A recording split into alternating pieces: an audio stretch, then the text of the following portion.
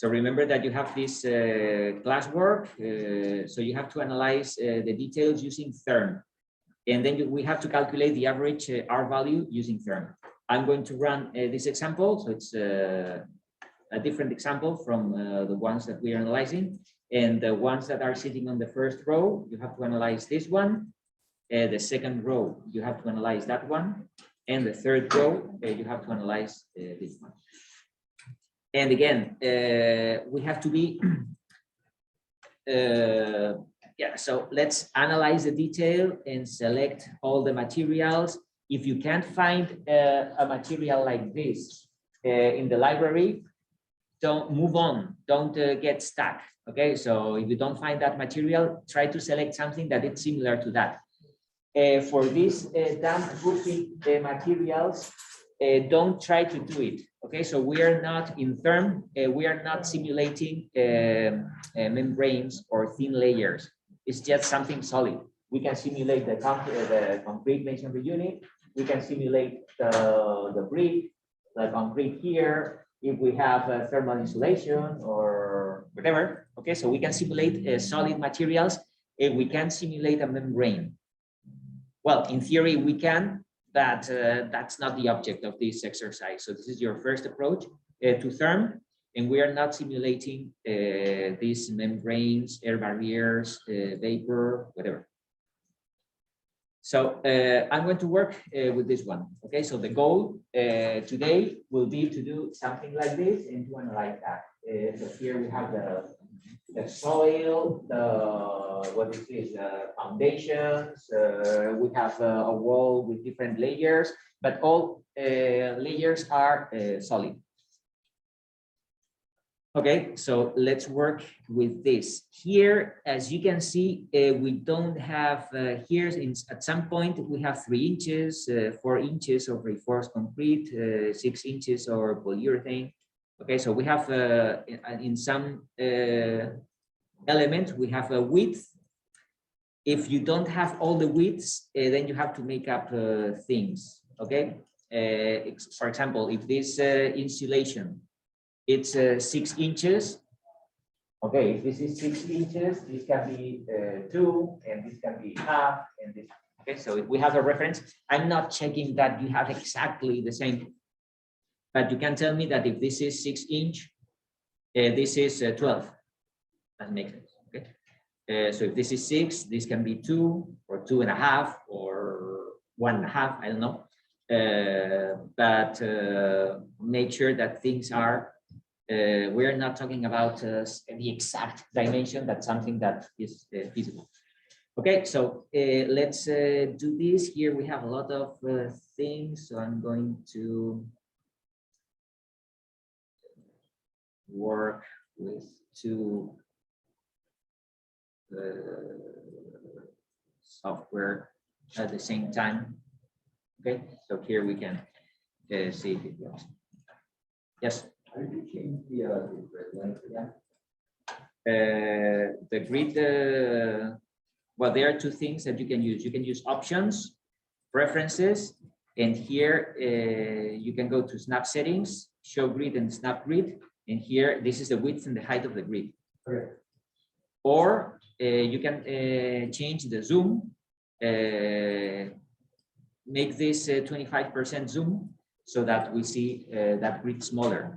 If we change the zoom to 100, then the grid is bigger. You know what I mean? You have to do either or is it both? Like change the 25 and zoom? Change the zoom and change the snap settings. Okay, thank you.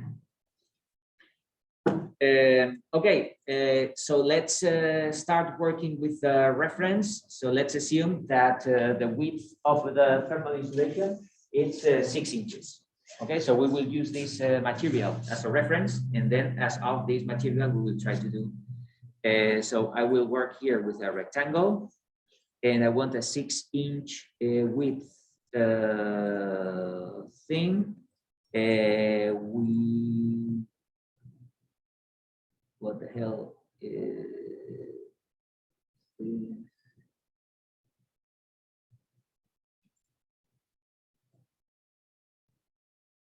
Okay. I want 6 inches, 6 and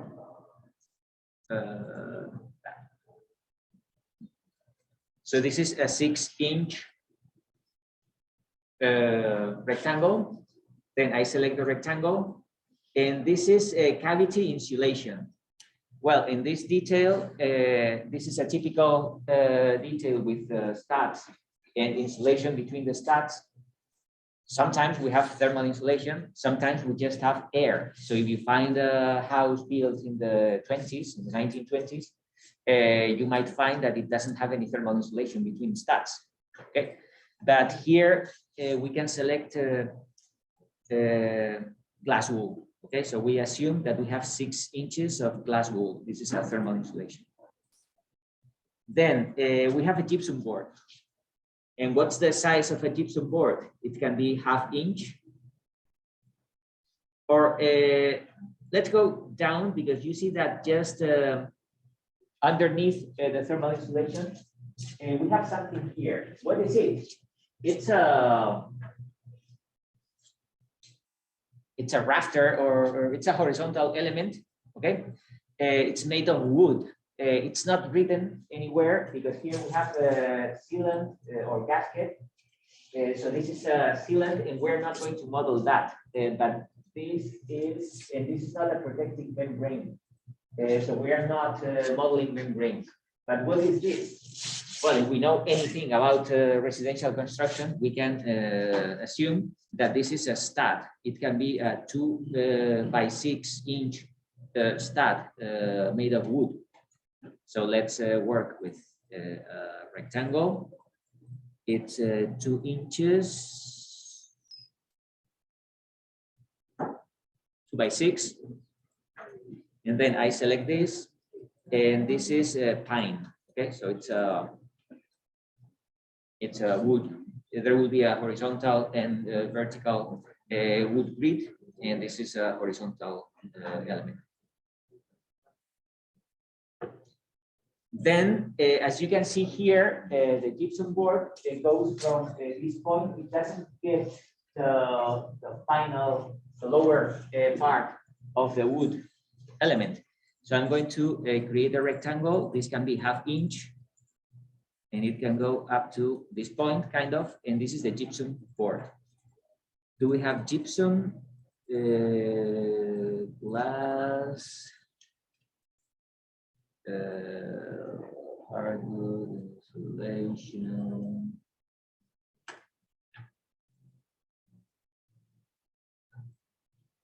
Do we have plaster board or something like this?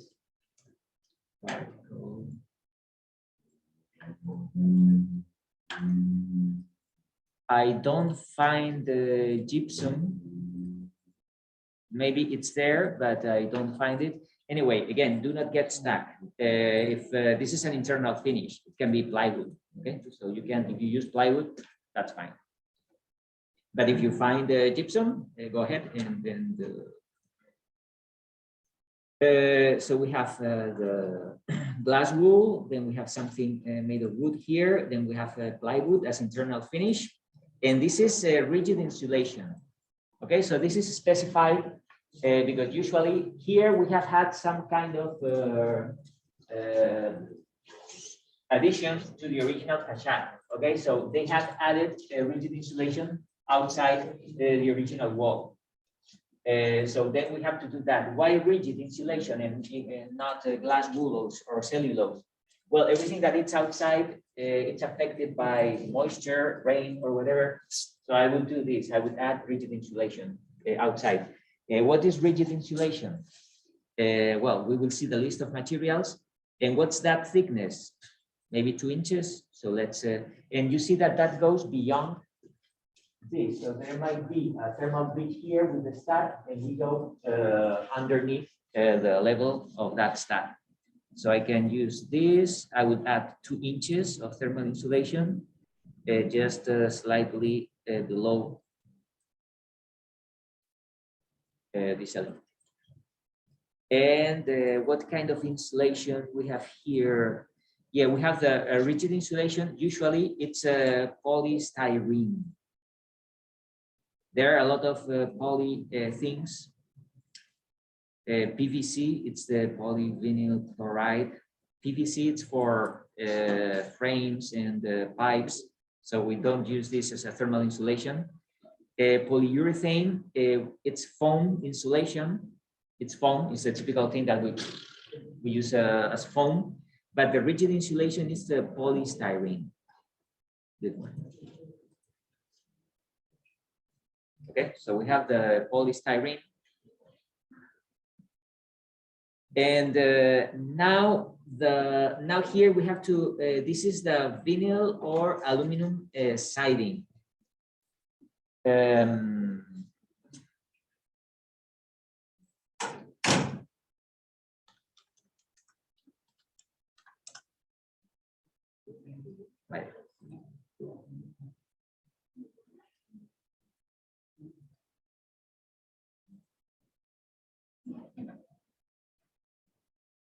Well, yeah, this is the kind of thing that this is residential construction in this country. This is not made of wood. It imitates the original wood thing, but it's a vinyl, it's a plastic.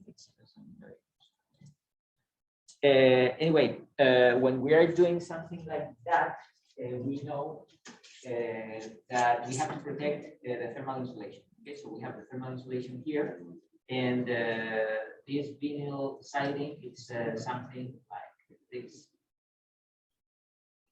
It affects mainly so this is a rain screen. So the rain is here, and we protect, this is the rain, the water barrier. Then there will be an air barrier here protecting the thermal insulation. And then we will have the vapor barrier inside. Okay, so there, remember that we have 4 barriers. We have the water, air, heat, and we have the thermal insulation, and then we have vapor. Okay, so all these 4 components have to be there. We are using the Excel file to deal with the vapor and the air barriers. In Therm, we are not doing that because in Therm we don't have the ability to calculate compensation issues. Okay, so we don't have to simulate this, and we don't have to simulate this one. But what's that? It's something very thin, and as you can see, we have an air chamber here. So if we want to make this very thoroughly, then we will have to simulate the siding itself, and then a tiny air gap between that. We will do that in other exercises. Just today, we're going to keep it simple. And I'm going to just create a thin layer, 1/2 inch. And do we have vinyl or vermiculite? We don't have this vinyl. And oh yeah, we do. This is a polyvinyl. Yeah, it's PVC vinyl rigid. Yeah, we can use this one. Okay. It's not exactly like this. It's not solid. We have a thin layer and then an air gap, but it won't make a huge difference. Okay, so we are done with this, and now we have to continue this downwards. The first thing here we have a rigid insulation. You see that we have the rigid insulation here. This is slightly thicker than this, so if this was 2 inches, this can be 3 or 2.5. Let's see, I'm going to do this 2.5, it's fine. And what's the length of this? So that would be polystyrene.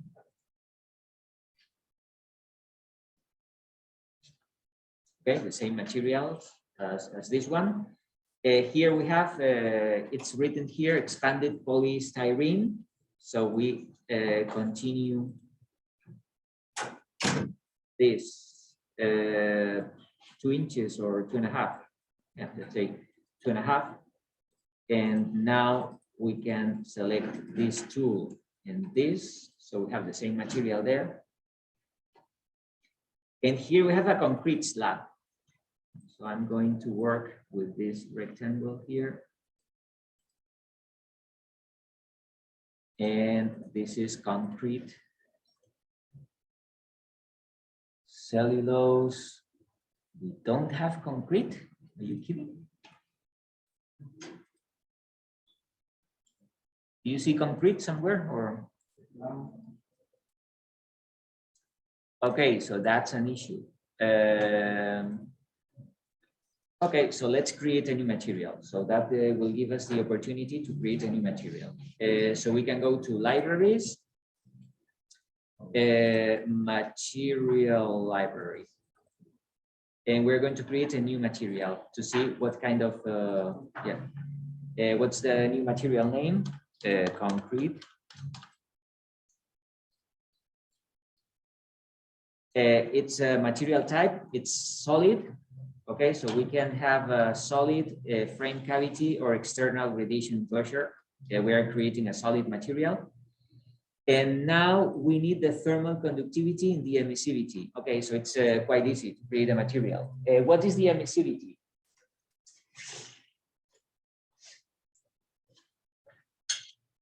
It doesn't matter because the emissivity of solid materials, of construction materials, probably it's between 0.8 something and 0.9 something.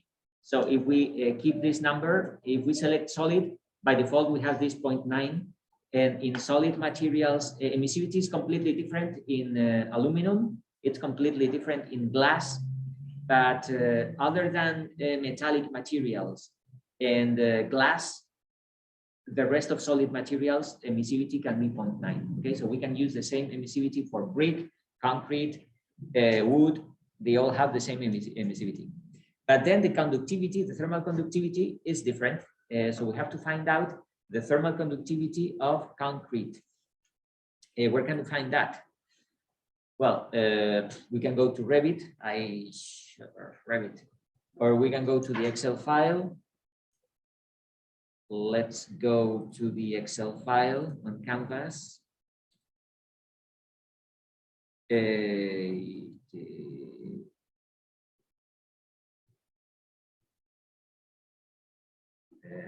It's this one, the ARCH360 Excel file. Download it. And if we open this, we have here thermal conductivities. Here we do have concrete, and the thermal conductivity, we need to check the units. Here we have the Excel file units, and here we have the Revit units. So what are the units that we are using here? It's BTU hour feet Fahrenheit. Okay, so we have to use this column, BTU hour feet Fahrenheit. So this is the concrete thermal conductivity, and it's 0.34.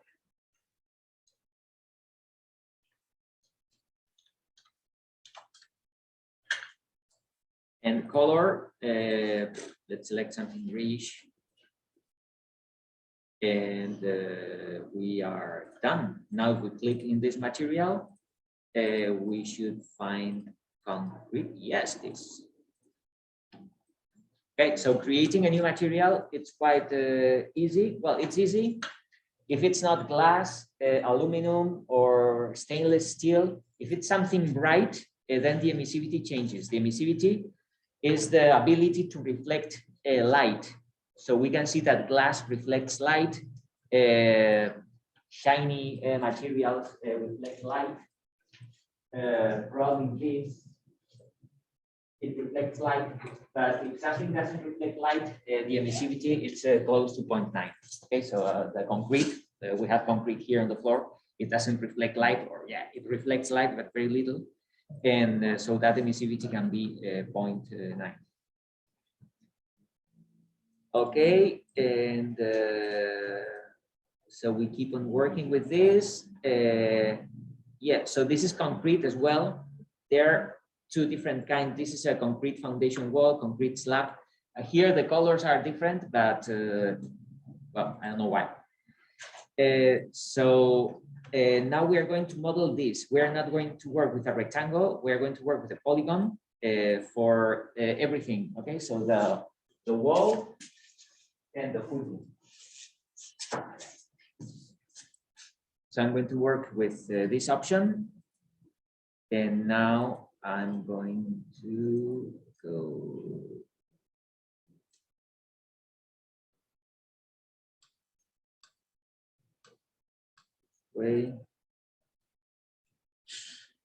It's not relevant, the width of the footing and all that stuff. So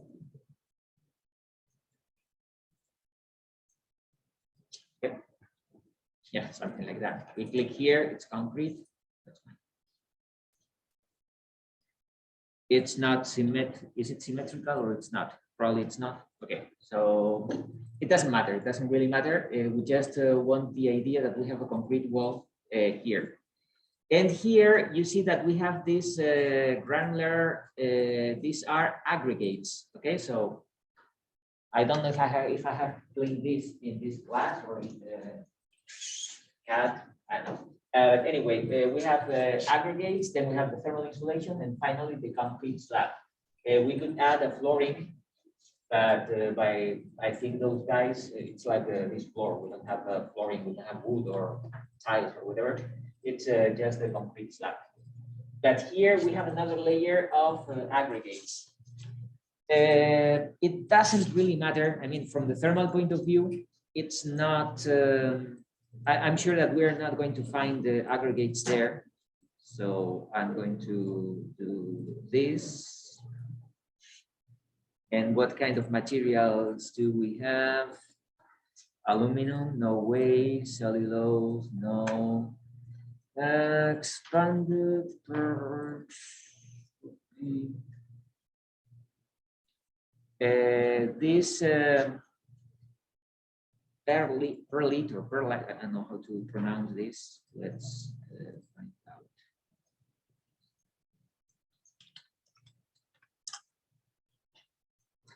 Yeah, so this is kind of, okay, so those are aggregates. We can use this, but this,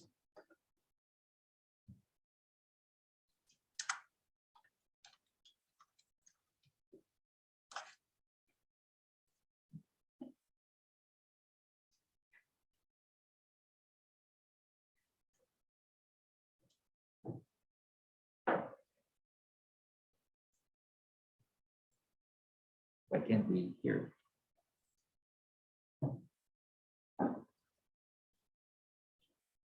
Well, I don't know. How would you pronounce this?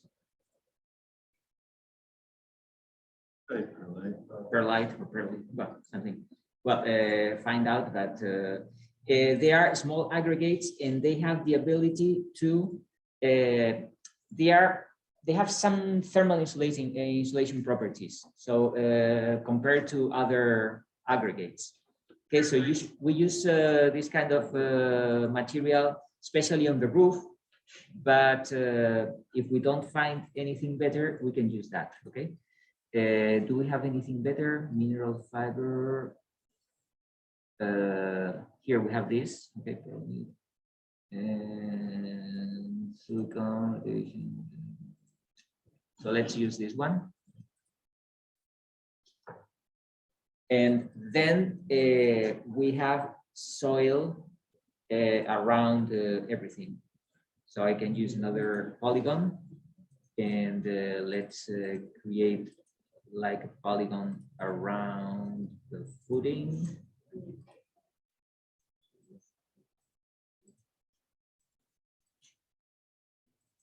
Up to this point, make a cheese.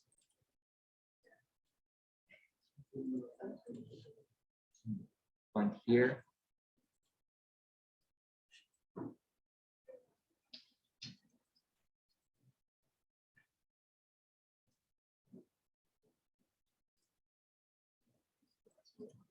Okay, something like that. And what is, I think we are done. So what is this material? We can use, there should be earth or soil.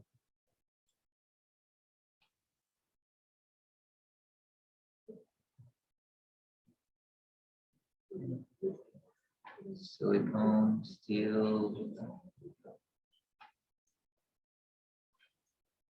Okay, I'm going to create another material. So I go to library, material library, new one. I'm going to create something like earth. The emissivity is like that, and the thermal conductivity, we will ask Mr. Google, the thermal conductivity of earth. Earth dry.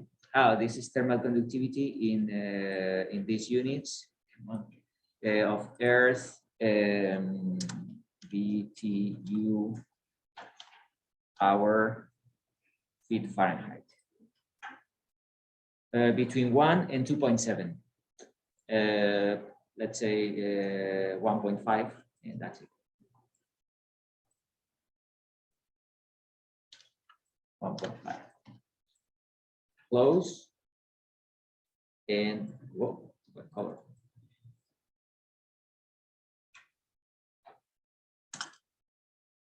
Okay, so you see that this is 25%, and I think in Zoom, if I select a 10%, it will work. Let's see. Ah, it works. Yes. Okay. So by selecting the zoom, I can zoom in, zoom out, and that's it. So I'm going to select 20% maybe. Yeah, so here we have the detail.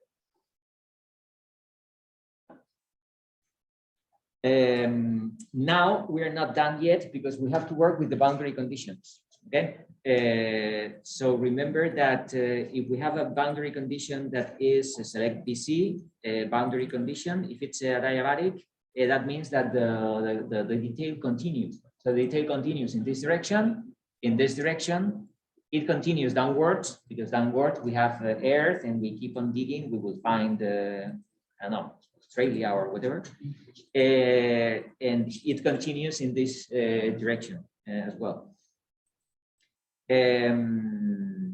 So now, since we have a boundary condition library, yeah, we have the interior and all that stuff, okay?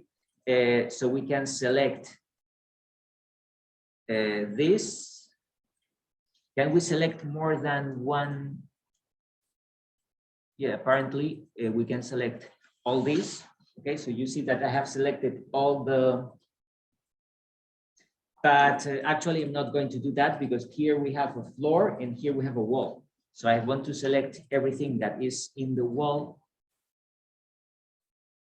And with this boundary condition, I can select interior wall. Interior wall. Okay, but this is interior floor. Interior roof. Where's the floor?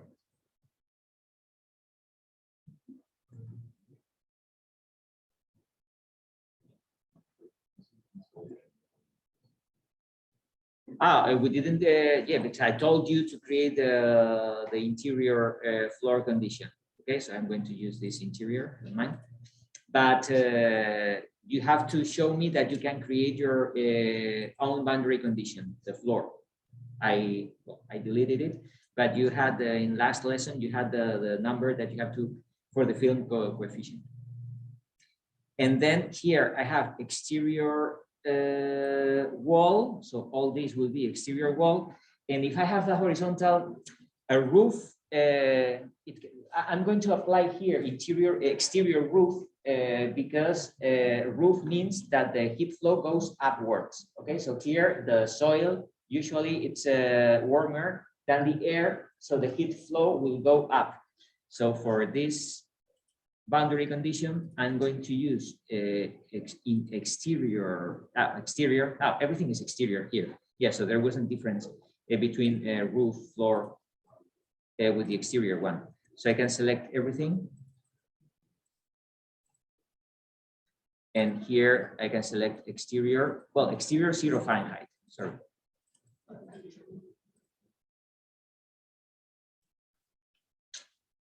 Okay. Now, are we done? Let's see. I have to select the boundary condition. I have to go to the library, the set boundary condition, and I have to select the U factor surface. Remember that this has to be internal. And I can select all of these layers, and then the U factor surface, set boundary condition, U factor surface, it has to be internal. So let's check that I did things. Yeah, it's internal. And then I can select all the exterior boundary conditions. And I can go to library, set, and this has to be external.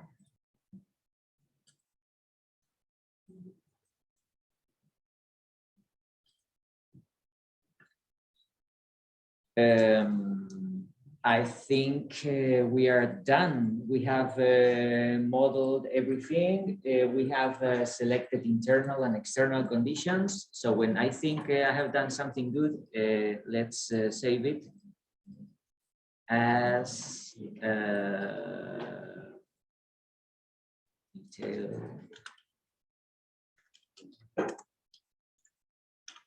floor.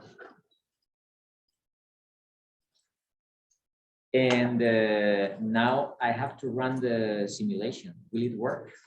Let's see. Calculation. Well, it works. Perfect. So if we don't have any mistakes, we will see something like this. And this is, we can't do this with Revit. We can't do this with the Excel file. So here we have a lot of materials. We have a complicated shape. Okay, so we can do this only with Therm. And now we have to analyze this detail with the display options and the color flags, color legend, and show polygon. So we click OK, and it will take time. Let's see if it works.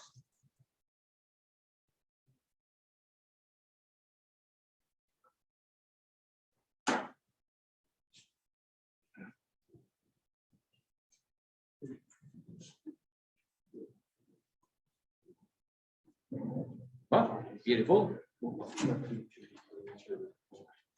So did you get this or?